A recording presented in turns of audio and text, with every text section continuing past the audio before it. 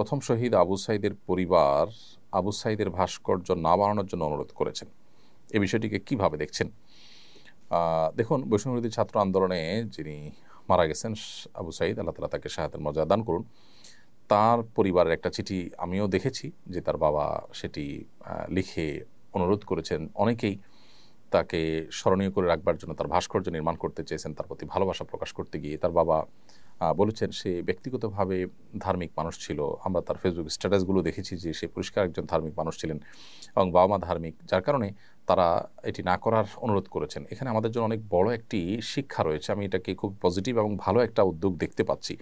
মানুষকে স্মরণীয় করে রাখার জন্য আসলে ভাস্কর্যের কোনো প্রয়োজন নেই। মুহাম্মদ সাল্লাল্লাহু আলাইহি ওয়াসাল্লাম পৃথিবীতে সবচেয়ে স্মরণীয় বরণীয়। তার কোনো ভাস্কর্য পৃথিবীতে নেই। ভাস্কর্য থাকলেই মানুষ স্মরণীয় বরণীয় হয় না।